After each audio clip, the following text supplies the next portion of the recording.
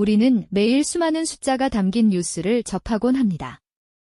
주식시장의 지수나 가상화폐의 시세처럼 어떤 숫자는 우리의 마음을 들뜨게 하기도 하고 또 어떤 숫자는 무심코 지나치게 되죠. 하지만 여기 등장하는 것만으로도 사회 전체에 무거운 긴장감을 들이우는 숫자가 있습니다. 바로 1,500원이라는 환율입니다. 이 숫자가 왜 그렇게 우리를 두렵게 만드는 걸까요? 정부가 마치 거대한 재앙을 막으려는 듯 필사적으로 방어하는 이 선에는 과연 어떤 의미가 담겨 있을까요?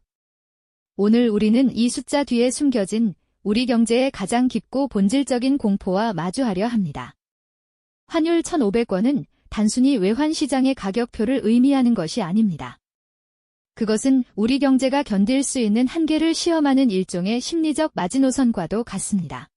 1,300원, 1,400원대의 환율도 분명 높은 수준이지만 1,500원이라는 숫자는 대중에게 과거의 고통스러운 기억을 소환하는 강력한 방아쇠 역할을 하기 때문이죠. 마치 거대한 댐에 수많은 균열이 생겨도 버티다가 특정 수위를 넘어서는 순간 붕괴가 시작되는 것과 같습니다. 이 불안감의 뿌리에는 IMF 외환위기라는 깊은 트라우마가 자리 잡고 있습니다. 그 시절의 경험은 우리에게 고환율이 단순한 경제 지표의 변화가 아니라 곧바로 우리 삶의 기반을 뒤흔드는 위기라는 공식을 각인시켰습니다. 1,500원은 바로 그 잊고 싶었던 악몽의 시작을 알리는 경고등인 셈입니다. 이 심리적 공포는 단순한 불안감에서 그치지 않습니다. 우리 경제의 가장 민감한 혈관을 타고 가장 먼저 기업들의 심장으로 파고들기 시작하죠. 언뜻 보면 환율이 오르면 수출 기업들은 웃음 짓는다고 하죠. 실제로 달러로 번 돈을 원화로 바꾸면 더 많은 이익이 남으니까요. 하지만 그 웃음 뒤에는 서늘한 그림자가 드리워져 있습니다. 문제는 우리나라의 수출 대기업 대부분이 핵심 부품과 원자재를 해외에서 수입해와야 한다는 점입니다. 제품을 팔아서 더 많은 원화를 벌어들이는 것 같지만 동시에 제품을 만들기 위해 필요한 비용 역시 감당할 수 없는 수준으로 치솟게 되는 것이죠. 결국 늘어난 이익은 원자재 비용 상승으로 상쇄되고 불확실성이 커진 기업들은 미래를 위한 투자를 망설이게 됩니다. 이는 단기적인 실적 개선이라는 착시 효과에 가려진 한국 제조업의 근간이 흔들리는 심각한 위기 신호입니다. 수출 기업의 상황이 이럴진데 처음부터 완제품을 수입해서 국내에 유통하는 기업들의 고통은 상상을 초월합니다.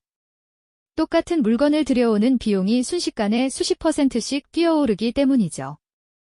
가격을 올리자니 소비자들이 외면할 것이고 올리지 않자니 팔면 팔수록 손해를 보는 구조에 갇히게 됩니다. 결국 수많은 수입 의존형 기업들이 버티지 못하고 문을 닫는 그야말로 줄도산의 공포가 현실이 되는 겁니다. 이러한 충격은 우리 동네의 작은 가게나 식당 같은 내수 중소기업에게는 더욱 치명적인 이중고로 다가옵니다. 수입 원자재 가격 상승은 모든 물가의 도미노 인상을 불러일으키죠. 밀가루 가격이 오르면 빵값이 오르고 국제 유가가 뛰면 운송비가 올라 모든 상품의 가격표가 바뀝니다. 하지만 이미 고물가에 지갑이 얇아진 소비자들은 소비를 줄이기 시작하니 비용은 오르는데 매출은 떨어지는 최악의 상황에 직면하게 되는 것입니다. 이것이 바로 기업들이 마주한 현실의 비명인 셈이죠.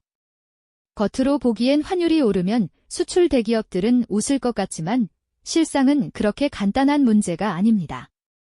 수출로 벌어들이는 달러 가치는 커지지만 동시에 제품을 만드는 데 필요한 원자재와 부품을 수입하는 비용 역시 천정부지로 치솟기 때문입니다. 결국 남는 게 별로 없거나 오히려 손해를 보는 구조가 될 수 있고 불확실성이 커지니 미래를 위한 과감한 투자나 고용 확대는 꿈도 꾸기 어려워지죠. 진짜 문제는 수입에 의존하는 중소기업과 내수시장에 집중된 자영업자들에게서 터져나옵니다. 이들은 환율 상승의 혜택은 전혀 없이 오롯이 원가 상승의 직격탄을 맞게 됩니다. 결국 가격을 올리거나 아니면 문을 닫거나 하는 극단적인 선택의 기로에 놓이게 되는 것입니다. 그리고 기업의 고통은 시간차를 두고 반드시 우리 모두의 식탁과 가계부로 스며들게 됩니다. 가장 먼저 체감하는 것은 역시 장바구니 물가죠. 당장 먹고 사는 문제와 직결되는 수입 농산물, 가공식품의 가격이 무섭게 오르기 시작합니다. 매일 가는 마트에서 같은 돈으로 살 수 있는 물건의 개수가 눈에 띄게 줄어드는 경험, 다들 하고 계실 겁니다. 여기서 그치지 않습니다. 자녀의 유학을 준비하던 가정은 몇 달 사이에 수천만 원의 비용이 불어나는 현실에 계획을 접어야 할지 모릅니다. 큰맘 먹고 계획했던 해외여행은 이제 정말 큰 부자가 아니면 힘든 사치가 되어버리죠. 문제는 외화로 빚을 낸 가게나 기업의 경우 더욱 심각합니다. 똑같은 1만 달러의 빚이라도 환율이 1,200원일 때와 1,500원일 때는 갚아야 할 원화의 액수가 300만 원이나 차이 나게 됩니다. 가만히 앉아서 빚더미에 올라앉는 셈이니 이는 곧바로 부실과 파산의 위험으로 이어질 수밖에 없습니다. 하지만 정부가 환율 1,500원이라는 숫자에 그토록 경기를 일으키는 진짜 이유는 바로 이 지점에서 시작됩니다. 개인과 기업의 차원을 넘어 국가 경제 시스템 전체를 흔드는 거대한 뇌관이 터질 수 있기 때문입니다. 가장 우려되는 것은 바로 외국인 투자 자금의 이탈입니다. 외국인 투자자들 입장에서 원화 가치가 계속 떨어질 것으로 보이면 한국 시장에 투자해둔 주식이나 채권을 서둘러 팔고 달러로 바꿔 떠나려 할 겁니다. 가만히 두면 자신들의 자산 가치가 녹아내리는 것을 지켜봐야 하니까요. 이런 자금 유출이 가속화되면 우리 주식시장과 채권시장은 걷잡을 수 없는 혼란에 빠지게 됩니다. 주가가 폭락하고 시장의 신뢰가 무너지면서 더 많은 자금이 빠져나가는 악순환의 고리가 만들어지는 것이죠. 여기에 국가가 짊어진 빚, 즉 외채 문제도 심각해집니다. 우리나라가 갚아야 할 외채 역시 달러로 표시된 경우가 많은데 환율이 오르면 우리가 갚아야 할 빚의 실질적인 무게가 훨씬 더 무거워지는 결과를 낳습니다. 국민들의 세금으로 이자와 원금을 갚아야 하는 정부의 부담이 눈덩이처럼 불어나는 셈입니다. 그리고 이 모든 불안 요소들이 한 곳에 모여 만들어내는 최악의 시나리오는 바로 국가 신용등급의 하락입니다. 국제신용평가사들이 보기에 한국 경제가 불안정하다고 판단하면 국가의 신용등급을 낮추게 됩니다. 이는 마치 개인의 신용점수가 떨어지는 것과 같아서 앞으로 해외에서 돈을 빌려올 때 훨씬 더 비싼 이자를 내야 한다는 의미이자 최악의 경우 돈을 빌리는 것 자체가 어려워질 수 있다는 강력한 경고등입니다. 바로 이것이 우리가 과거 외환위기 때 겪었던 뼈아픈 트라우마의 핵심적인 모습이기도 합니다. 이러한 국가 신용도의 문제는 단순히 것이 경제지표에 머무르지 않습니다. 놀랍게도 그 칼날은 곧장 우리 집 식탁과 개개인의 지갑을 향하게 되죠. 환율이 치솟는다는 것은 우리가 해외에서 들여오는 거의 모든 것들의 가격이 오른다는 뜻이기 때문입니다. 당장 수입 과일이나 소고기 가격만 오르는 것이 아닙니다. 우리가 매일 사용하는 스마트폰의 작은 부품부터 자동차를 굴리는 기름, 심지어 과자 한 봉지를 만드는 데 들어가는 밀가루와 설탕까지 수많은 원자재와 중간재를 수입에 의존하는 우리 경제의 구조적 현실이 고스란히 드러나는 순간입니다. 월급은 제자리에 머물러 있는데 장바구니 물가는 감당할 수 없을 만큼 치솟는 고통스러운 현실과 정면으로 마주하게 되는 것이죠.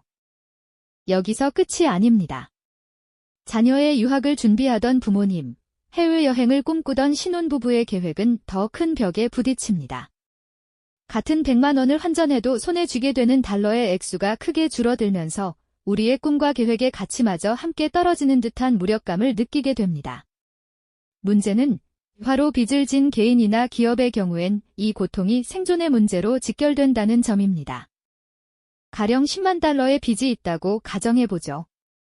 환율이 1,300원일 때는 원화로 1억 3천만 원이었던 빚이 1,500원이 되는 순간 1억 5천만 원으로 불어납니다. 가만히 앉은 자리에서 무려 2천만 원의 빚이 추가되는 셈인데 이는 개인에게는 파산의 공포를, 기업에게는 존폐의 위기를 불러오는 치명적인 뇌관이 될 수 있습니다. 그리고 바로 이 지점에서 정부가 가장 두려워하는 진짜 공포가 시작됩니다. 바로 외국인 자본의 대규모 이탈이라는 시나리오죠. 한국 경제의 불확실성이 커지고 원화 가치가 계속 떨어질 것이라고 판단한 외국인 투자자들은 더 큰 손실을 피하기 위해 한국 주식과 채권을 팔아치우고 그 돈을 달러로 바꿔서 떠나기 시작합니다. 이것은 마치 우리 경제라는 거대한 몸에서 피가 빠져나가는 것과 같습니다. 주식시장은 폭락하고 금융시장 전체가 극심한 불안에 휩싸이게 되죠. 투자자들이 빠져나간 텅 빈 자리는 공포와 불신으로 채워지고, 이는 남아있는 다른 투자자들의 탈출을 더욱 부추기는 악순환의 고리를 만들어냅니다. 환율 1,500원이라는 숫자는 바로 이 모든 고통이 한꺼번에 터져나오는 위험한 스위치와도 같습니다. 기업의 비명, 가계의 신음, 그리고 국가 시스템의 균열이 하나의 거대한 파도처럼 우리를 덮치는 시작점인 셈이죠. 과거 외환위기 당시 수많은 기업들이 쓰러지고 가장들이 일자리를 잃었던 그 뼈아픈 기억의 전주곡이 바로 이것이었습니다. 정부가 환율 방어선에 그토록 필사적으로 매달리는 이유는 단순히 경제 지표 하나를 관리하는 차원을 넘어섭니다. 그것은 한국 사회 전체를 지탱하는 신뢰의 둑이 무너지는 것을 막고 우리 모두의 삶이 송두리째 흔들리는 최악의 상황을 피하기 위한 처절한 사투에 가깝습니다. 이 숫자가 가진 무게는 이토록 무겁고 또 현실적입니다. 그렇다면 우리는 이토록 무서운 숫자를 그저 뉴스 속 헤드라인으로만 흘려보내도 괜찮은 걸까요?